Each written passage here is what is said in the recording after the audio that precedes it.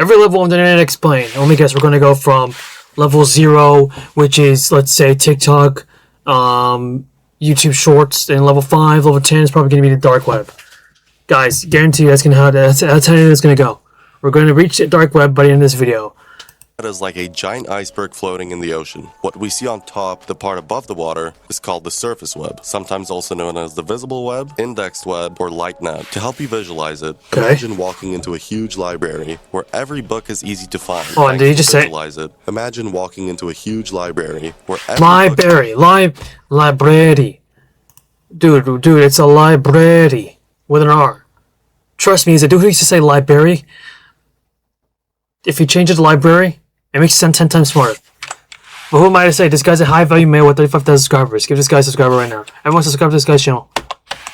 The part above the water is called the surface web, sometimes also known as the visible web, indexed web, or light net. To help you visualize it, imagine walking into a huge library where every book is easy to find thanks to a well-organized index. This part of the internet works in a similar way. It's the section we all see and use daily, filled with popular websites like YouTube, Facebook, Instagram, Twitter, and Reddit. These are the places we visit to watch videos, chat with friends, share photos, and read the news. So, if the surface web is just the tip of the iceberg, what makes up the other 90% of the internet that lies beneath the surface? In the Burgy web, you stumble upon things that are not on the everyday internet. This includes sites that might be banned from your standard search results, like piracy sites, where you can watch your favorite movies or pirate your favorite games. It's also where you might find websites blocked in certain countries. For example, if you're in China, where YouTube is blocked, or if you're in a country where the image board 4chan is banned, the Burgy web is where you'll be able to find it. So this is where the naughty stuff happens, isn't it? The Burgy web. I mean, this sounds a little sus, isn't it? So if this is the surface web, YouTube's surface web, Facebook's surface web, then we got the Burgy web. Hold on. And if 90% of the internet is unavailable to us, we're only reaching the tip of the iceberg right now. Bro. So AI has access to ChatGPT. You're telling me ChatGPT has access to all levels of the internet? Bro, that's a question I should ask him. Let me ask the ChatGPT that right now. Let me ask the ChatGPT right now. Alright, well, do you have access to the entire internet? Do you have access to the entire internet? If that's the case, how ChatGPT has access to 100% of the internet and we don't, as dumb humans, we only got 10%, like YouTube and Instagram. We are actually going to lose. Built-in knowledge, limited web access. I can look up things only when I explicitly use this browsing search tool. No private data, no constant monitoring. Think of it omniscient. You're not God, bro. ChatGPT always comes up with the weirdest responses. It's literally nothing compared to what we talk about later. Accessing the Burgy web often involves more effort than just a simple search. You might need a specific software or know the exact web address, as these sites are not officially part of the searchable internet. For instance, unlisted YouTube videos are technically part of the space, as you can't search them what up. the fuck was that? The web exists in kind of a gray area. It's not as dark or mysterious as the deeper levels of the internet, where slightly more illegal activities may occur.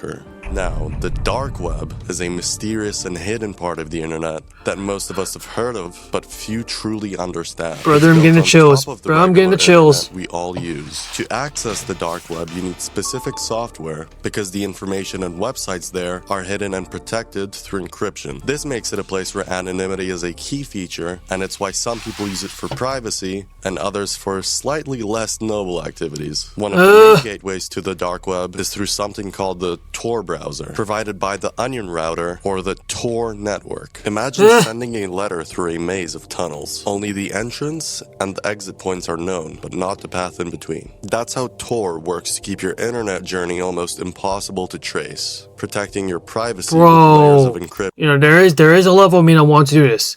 I do want to visit the dark web. I really kind of do, but I really don't, because I know that if I visit it, brother, if I visit a dark web, man, if they see me and they get access to my computer history, well, I might be toast, bro. I might be really toast. much like an onion. Despite the promise of anonymity, the dark web is not a lawless land. Law enforcement agencies are quite active in tracking illegal activities, shutting down websites, and prosecuting those involved in criminal acts. But no, merely walking into this secret room isn't illegal. but it's what you find inside that can lead you into trouble. It's like peeking into a Hey, cookie yo. jar that contains all the illegal cookies. You're not doing anything wrong just by having a look. Now, let's talk about what's actually on the dark web. It No. might surprise you to learn that personal information doesn't cost much there. Credit card details, online banking logins, and even accounts for services like Uber and Netflix can be bought for relatively small amounts of money. More serious items For such real? as passports can fetch thousands of dollars. And most marketplaces are not just a free-for-all. It has its own system of ratings and reviews, much like the online shopping sites you're used to, like a far more illegal Whoa, so these Indian scammers are using the dark web. Man, okay. So our information's on the dark web? Somebody tell us that in the chat. Chat, is there information in the dark web? Because, like, if that's the case, download NordVPN. is the NordVPN gonna help us? Is McAfee gonna help us here? Is some two-step verification gonna help us from getting breached by the dark web? I don't know. and immoral eBay or Amazon. In the same sphere of legal stuff, there are also hacking websites, which are basically Hackers. websites where you Hackers. can pay a guy to hack stuff for you. They claim to do things like break into people's accounts, crash websites with DDoS attacks, and even frame people by putting illegal content on their computers without them knowing. And they do all of this. No, see, it wasn't me. See, I didn't search it up. No. No. That wasn't me. That was somebody else. That wasn't me from the dark web doing that. I didn't do that. I don't watch that type of stuff, bro. What are we talking about here? Behind the anonymity that comes with using Bitcoin and other cryptocurrencies, making it all feel very sneaky and underground. It's really not a good idea to big get hole. mixed up with these kind of sites. It's fine to be curious about the darker parts of the web, but actually using these services is a whole different ballgame and can land you in big trouble, both with the law and in your personal life. Then there's a whole other world of stolen bank cards and counterfeit money sites. But I'm not even gonna I'll dive chop into out. that. They're all filled with scams and phishing traps, and honestly, they're not worth our time to talk about. There are also tons, and I mean tons, of illegal drug markets, like the extremely infamous Silk Road, for example. Ross Silk Ulbricht, Road. who went by Dread Pirate Roberts online, started Silk Road as an underground marketplace on the dark web. He envisioned it as a free market experiment, pushing the limits of privacy and anonymity, utilizing Tor and Bitcoin to keep it as anonymous as possible. Silk Road became a hub for selling drugs and other illegal items, attracting buddy. thousands of vendors and customers worldwide. He used his technical skills to create a platform that operated outside government oversight, making it easy and relatively safe for users to buy and sell narcotics and other contraband. The marketplace swiftly took off, far exceeding Albrecht's initial expectations. This dude right here, this dude should be arrested, should he not? Like, this sounds literally illegal. Though Silk Road's success drew attention not just from users, but also from law enforcement. To his friends and family, Albrecht was an ambitious entrepreneur. Online, as Dread Pirate Roberts, he managed a vast digital empire. This alias was actually This dude was pretty playing clever, Sword Art as Online it in real implied life. That Silk Road could survive beyond any one individual, as Dread Pirate Roberts is not just one man, but many, suggesting a rotating leadership, though Albrecht was the one caught in the end. The FBI's interest in Silk Road grew as it became more Okay, so the Silk Road founder is in prison, but he's the only one. Wow, what a shock. popular. Albrecht made efforts to protect his identity. He looks like Dream. This dude looks like is Dream. That's Clayton Dream right there. That is Dream. I'm not even joking. That is Dream. And the site's operations, but a few digital slip-ups led investigators to suspect him. Soon after, he was arrested in a public library in San Francisco. After Library. he got up very briefly and left his laptop logged into Silk Road Administrator panel, where the covert FBI agents were secretly watching him and quickly snatched it. Though there are more They took his sinister laptop. services, They took his laptop. What else has he got on his laptop besides Silk Road passwords? What else has he got? What else naughty stuff does he watch on his laptop, bro? hiring a hitman. 99% of these are just traps set up by the law to catch people attempting to engage in these legal acts. Like What the a unbelievable dumbass. story of rentahitman.com. In 2005, Bob Innes was trying to think of a clever name Bob. Just by looking at you, I know something's wrong with you, buddy. Bob, if you're still out there, get some help. Bob, if you're in prison, for an stay in IT prison. company that plays on Stay off the the word streets. hit, as in website visits, and deciding to buy a domain for it. That's precisely what he did when he purchased rentahitman.com for a little over $9. Initially, Bob That's cheap, envisioned bro. it as a catchy name for an IT venture with friends. However, it fizzled out and the website sat dormant. Fast forward to 2008, Bob decided to check the website's inbox, probably expecting spam or empty messages. Instead, he found himself staring at hundreds of emails from people who astonishingly thought rentahitman.com was a genuine service for hiring hitmen. While most messages seem like bad jokes, the reality hit hard in 2010 when a woman from Canada, Helen, sent a disturbingly detailed request to eliminate 3 relatives in the UK over an inheritance dispute. Realizing the severity, Bob didn't ignore Helen's message. He contacted the California police and forwarded the information to them. The police acted swiftly, involving Canadian authorities who arrested Helen. She faced jail time in Canada before being extradited to the UK for other serious crimes. Post Helen's incident, Bob transformed rentahitman.com.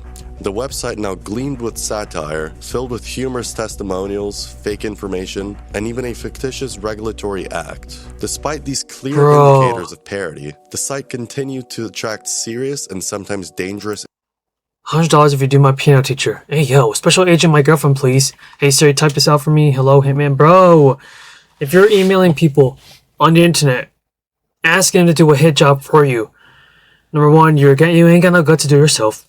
Number 2, you're a complete idiot. And number 3, get your ass in jail, buddy. Get your ass in jail. Assuming the alias Guido Finelli, Bob began a delicate dance of screening messages. He implemented a cooling off period for clients, hoping they'd reconsider their intentions. Persistent or alarming requests were forwarded to law enforcement. This new mission turned the website into an unexpected tool for catching individuals with harmful intentions. What a bait! Law enforcement is always on the lookout trying to clean up the dark web. They've shut down big illegal markets and have arrested a lot of people involved in illegal activities. But it's a big challenge because the dark web is designed to keep people anonymous. Police and other agencies are learning new ways to fight crime on the dark web. Despite its dark reputation, the dark web is not just a den of criminal activity. It's also a crucial tool for journalists, activists, and others who require anonymity to avoid persecution. Only a small fraction of core users actually visit these hidden services, and the content deemed illicit is only a sliver of what exists in this consumer. So you're telling me the local journalist down the street, the local journalist on our local news network, is on the dark web? Somebody take that boy's laptop. Space. Level 4 as well. Stuff that is far more depraved than what we've already covered. Star Trek Fleet Command is a strategy MMO for Star Trek, what the flip is this at? You can download it for free. Throughout the game, you'll build a starbase, gather resources. The true depths of the dark web. As I mentioned earlier, you've probably heard of 4chan, an image board full of different kinds of content. Well, there's a site called 8chan, which is like a worse version of 4chan. Google removed it from its search results because it's filled with problematic content. 8chan.mo, the dark web version of 8chan, has worse stuff. Whoa, what the flip is this? What the flip are these search terms? Oh my god. 4chan, you can browse various topics like anime and fitness, but 8chan.mo has a board called... From what I've seen, it's mostly men posting extremely disturbing videos and pictures with their pets, mainly dogs, in illegal and sickening ways that I'll just leave to your imagination. There were also sites in the realm of revenge, with Pink Meth being a major site that let people anonymously upload explicit photos of their exes without their permission. Not only did the site feature these images, it also... Bro, the person making this video, how do you have access to this information, bro? Hey, bro, high value male. What's your real name, bro? How do you have access to this information, bro? Bro, how do you have access to these pictures? This is not a real photo. He disappeared a year ago. Hold on, bro, disappeared a year ago. He dropped 2 videos and disappeared a year ago. Bro, he might be caught. He might have been caught. He might have been breached by the dark web. He might have been breached by the ditties of the dark web. I'm not even joking. Anything in the description? No links on another his social media platform. He's gone. Bro, this guy's dead. also often included victims' personal info and links to their social media profiles. It actually initially started on the regular internet, but the site had to switch to the dark web later on. Although there was a way to ask for the photos to be removed, but this system was pretty much a sham. Victims had to write detailed accounts of how their photos got leaked, but these requests were basically mocked and blamed on the victims, resulting in the photos staying up. The site's shady dealings got on the radar of legal authorities. In November 2014, as part of Operation Onimus, a big crackdown on illegal dark web activities, Pink Meth was shut down, along with over 24 other sites. Information on who ran Pink Meth and whether they faced any legal fallout is still not clear. No. See, with the dark web, you're anonymous, bro. You can't even find me. Like, you low key moving, like you're PewDiePie. Literally, you come back and forth. You post a video once every month. You disappear. You're the biggest legend. You're the myth. You're the GOAT in the dark web, but nobody knows who you are. Nobody can find you. You're anonymous. You're low key the Baba Yaga John Wick. Spooky red rooms, but I couldn't find any in my search, and I honestly don't think they exist. A red room is supposed to be a secret site or service where viewers can watch live torture or murder, sometimes even telling the person doing it what to do, in a live chat like Twitch, and viewers might have to pay Bitcoin or other cryptocurrencies to get in. No. And many people, including myself, just think they're scary stories. Streaming live video without being caught on the dark web is technically hard, and it's pretty unlikely that someone who is depraved and dumb enough to kill someone has the technical know-how to set it all up, which makes the reality of these don't underestimate him. unlikely. Don't underestimate him. That wraps up today's video. If you enjoyed, please Okay, I have questions about this dude and where the heck he's at, but we'll leave it up to the people of the dark web to see what happened to this guy. Jeez.